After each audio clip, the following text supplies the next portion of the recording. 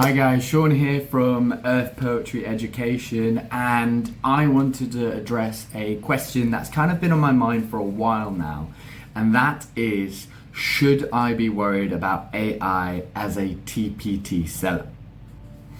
I'm not going to be like one of those other YouTube channels where it says, wait till the end to see what I say about this. I'm going to give you the straight answer, and unfortunately it's not a black and white answer. It's yes and no. So AI has an amazing utility potential, and it's something that you guys should be using in your TPT selling journey for sure, to just speed up the process and create at speeds which weren't possible before because you were so bogged down in the micro parts of TPT, like the description and such like this. What I would be worried about are low intellectual property, low intellectual designs, because AI has the potential to create things in pretty much, I would say, 1/16 of the time that a normal teacher would create a resource.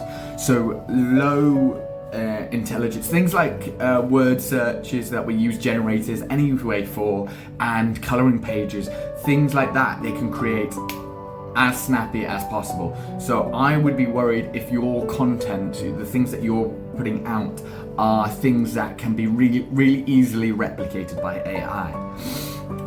One thing I wouldn't be worried about AI is if when you make a resource you put a lot of time and effort and thought into the process in which students and kids and anyone learns through.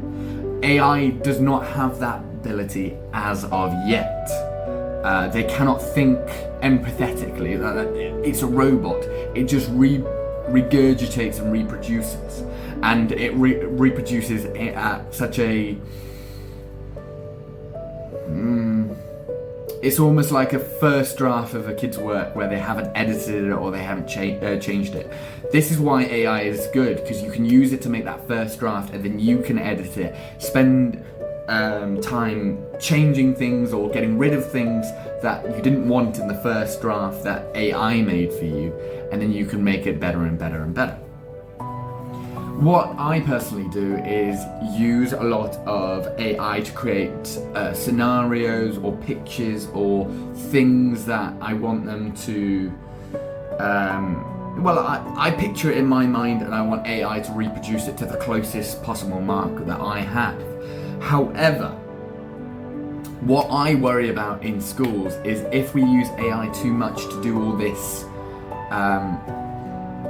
this picturesque element, these photo generators, these realistic photos, what's going to happen to students in terms of their imagination?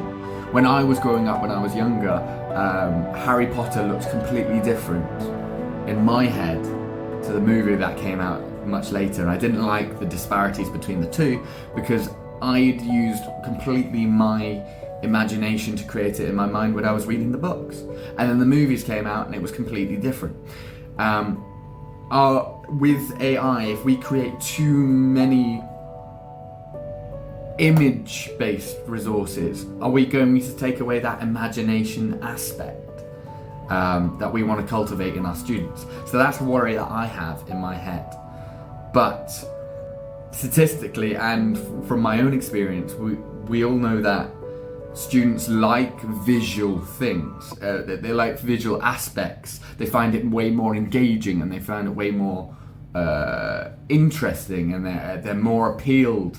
Well, that's everyone, to be honest. In this 21st century climate, we want things now. We want attention now. Our attention span isn't to where it was when we were able to read whole books and whole novels.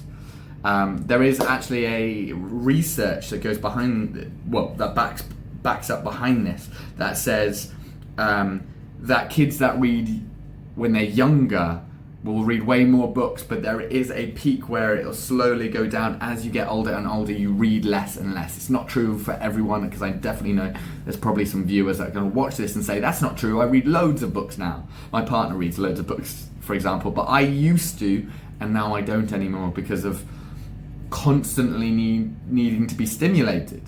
And I hate that about myself, and I think everyone has a bit of that longing to go back to that longer concentration and longer focus. But I'm getting off topic. This kind of does have elements to AI. I think this is point number 3. I wouldn't worry about AI if I were you, if you built up a brand. AI cannot compete with trust and integrity that you build with your customer base, your reputation, your rapport between you as a teacher and the resources that you create, and making sure that the products are good quality, and having that relationship with the other teachers that buy your resources, and that you converse with and you set up a following. So I think the following aspect of TPT is probably the biggest. It doesn't matter how many sales you make, so long as you're getting retention followers. That's going to protect you from all these potential AI generated resources. One worry now, I think this is point 4, I'm not keeping count, I'm really just rambling, but talking about everything that I've noticed and wondered. Point 4, and one of my worries is, are teachers going to be able to keep up with the magnitude that AI can produce? So if it's so let's take into Bloom's taxonomy. If it's just a retrieval, so what are the Bloom's taxonomy? I know evaluate and create, which are the harder things. So I would be aiming for things that get kids creating or evaluating something. But retrieving, identifying, those things are very, very easy for AI to create. And they would be able to create a whole work booklet in a matter of minutes when the algorithm's completely ready or someone sets it up. Whereas it might take someone a couple of weeks on that resource. So that is a worry with AI. So I'll finish with my conclusion. Should I be worried about AI? Overall, no. If you are building a rapport and you're building a good relationship with your followers, with your sellers, with your other teachers, I wouldn't worry about it, because they know that your resources are going to be a cut above anything that AI can create. Secondly, I think you should be using AI to slim down only small parts of the process of TPT creation and material creation. Personally, I use it for all the descriptions. I've got an algorithm set up that'll tell educators exactly why they need the resource. But I do also spend around about 8-10 minutes plugging in the information that AI needs to know for that description, for that product. It sometimes won't include everything in it, and that's a downside to AI. But it cuts my time in half. I also use AI for the image generation. I think that's brilliant, and when I've been making videos, I use it to make images into videos, which I think is really snazzy and really creative. And some of the songs I use on YouTube as well is AI created, because I actually find them really catchy. And genuinely, although I class myself as quite musical, I don't think I could create a song in 2 minutes. Finally, I'll leave you with some AI generation tools that I do use, and I think they're really recommended for your creative journey. You want access. Actually, now is the best time to use these tools, especially in the sales part, because so long as you're paying for certain ones, you get commercial rights over the content. So if you want to sell something that has an image from one of these AI generators, you need to make sure that you're paying for it. If you're not paying for it, you're using that without commercial rights. So be careful on that. I use ChatGPT as the main one. It's the biggest AI generator at the moment, and I pay for that so I can generate loads of images for board games that I create and loads of resources I make and pictures and stories.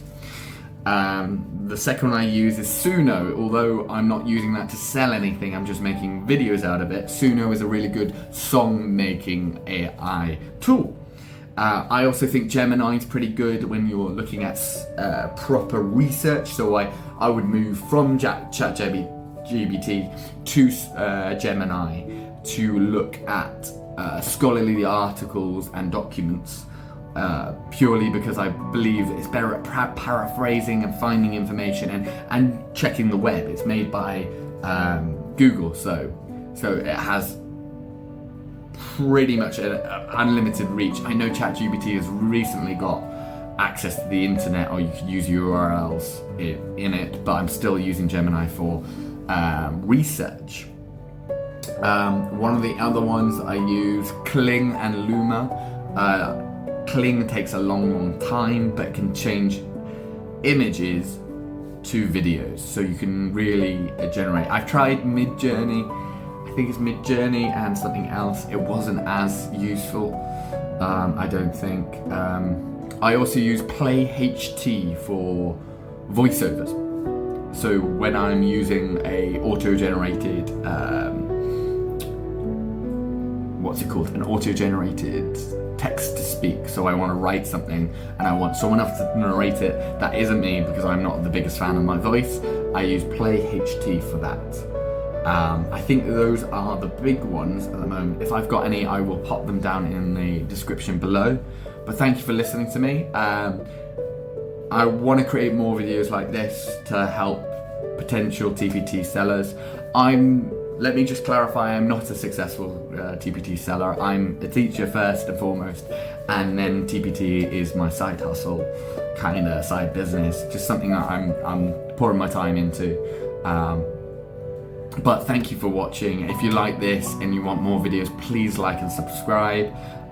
You can see on my YouTube channel I've got loads of kids videos, kids songs as well. That's what I'm trying to use my channel for, a channel for teachers to use in their classrooms, or a channel for parents to use with their kids when they're going crazy or whatnot. So you just put on a video, calm down. I've got some meditation videos. I've got to re-upload them because they're a little bit finicky and I need to just update them and make sure they're perfect. But feel free to check that out. But thank you for checking in and stay curious.